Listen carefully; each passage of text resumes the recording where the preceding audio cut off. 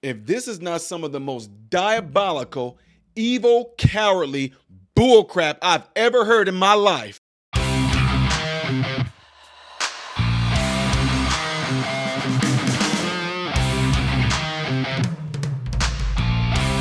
How are you guys all doing? Welcome to my channel, Modern Renaissance Man. I am Ty Smith. I appreciate you guys taking time out of your day to view my content. Make sure you're following all the consistent platforms you see up here and down here, and also hitting that like button right here will allow my content to consistently be recommended to you.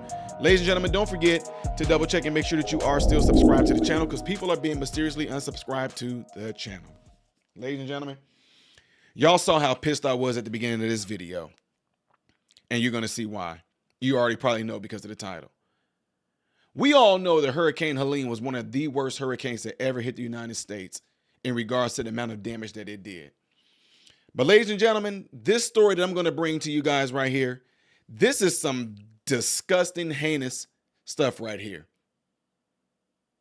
Cowardly stuff right here. And this is in regards to the devastation that Helene left, but this brings us to the story of workers that were forced to stay at the factory, and they unfortunately lost their lives. They drowned during the Hurricane Helene while the CEO snuck out and survived. This lawsuit is what's been claimed here. This is crazy. Not with Snoop, y'all. The family of Tennessee factory worker who was killed during Hurricane Helene is suing the company and its CEO, claiming that the bosses sneaked out of the factory to escape catastrophic weather conditions while they ordered employees to stay. Now, there's going to be some other things. Y'all know how I am. I keep it real. First of all, prayers, and I pray that God sends the family comfort in these times like this. But guys, this is some heinous stuff here. Johnny Peterson, 55, who's featured, let me see what I look like here, because I think he's featured in this picture that I'm showing. Yeah. Featured in this picture right here was one of the two workers at Impact Plastic who are now confirmed dead in the flooding that engulfed the factory in the rural town of Erwin on September 27th. Of 11 employees who were swept away, 5 were rescued. Another 4 remain missing, according to the reports. If they still are remaining missing right now, it's presumed that they're dead. I hate to say that. According to an explosive lawsuit filed by Peterson's family on Monday in Tennessee State Court, the facility's managers denied employees pleas to leave work as a hurricane bore down on the area. I don't care who you are and where I work. You are not going to make me work and stay during a natural disaster of this magnitude. Fire me. I would have left work. This is wild, man. This says that's despite the fact that workers began receiving notifications from the National Weather Service around 10 a.m. urging all who could evacuate to go to higher ground, according to this suit. National Weather Service is telling you to get above the ground. Get above the ground. Your boss is saying stay here. But this is get crazy.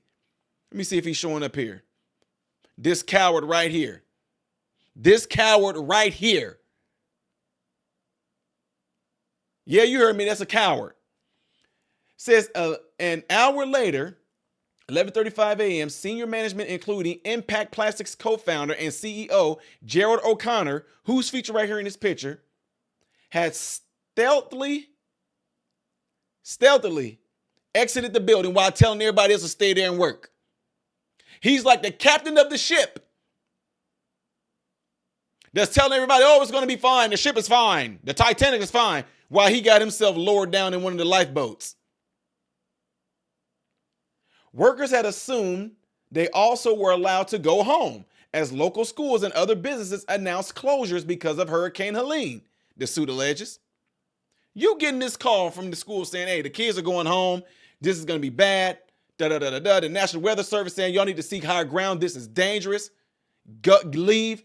And your boss is telling you, no, you're not leaving, while he snuck his butt out.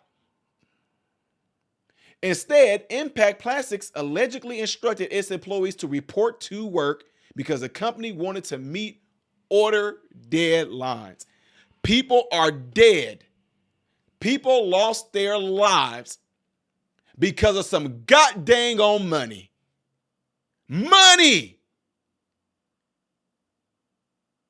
Y'all, this type of stuff right here is what pisses me off. This is what makes me pissed off against the so-called system of money. That's why the Bible says the love of money is the root of all evil, because this individual right here loved money so much that he wanted to meet a freaking deadline to bring his company possibly in more money. Greed. This man lost his life. Don't worry, folks. I'm still gonna get my 2 cents on a whole lot more of this as we go through this. And you can see some pictures right here of the man that lost his life with his family being there. And they seem like these are other individuals as well that lost their lives with this. Said it wasn't until it wasn't until the water had flooded the plant parking lot and the power went out that manager sent workers home. This suit gives a heartbreaking account of Peterson's final moments, including text messages with his family revealing his fears that he would not escape the floodwaters. Peterson, who had stepped outside, went back into the building to help employees trapped inside, but eventually became trapped himself after the water made it impossible to leave the car, this suit claims. Peterson managed to climb onto the bed of a semi-trailer, attempting to escape the area. Says Johnny knew he could not survive much longer as the water levels continued to swell and pummel the semi-trailer, the lawsuit stated. He texted his daughter for the last time at 1:17 p.m., "I love you all." He managed to type out. This was the last text Alexa Peterson received from her father. The raging waters caused by Hurricane Helene have spurred nearly 250 fatalities across 6 states, according to the AP. Even though people that are there reporting it is more, I don't know. I'm just telling you guys. One person from the factory was still missing after being washed away in Erwin, where dozens of people about a mile away were also rescued off the roof of a hospital. The suit names Impacts Plastic, the company owner CEO, as defendants. O'Connor's attorney did not immediately respond to an email requesting comment on Wednesday. The 28-page suit argues that Impact Plastic had no required plan to safely evacuate employees, even though the plant was located in a flood plain and regularly experienced water creeping into its parking lot.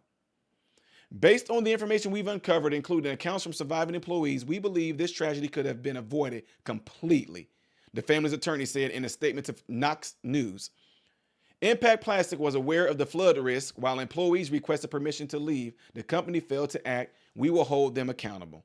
Again, I want to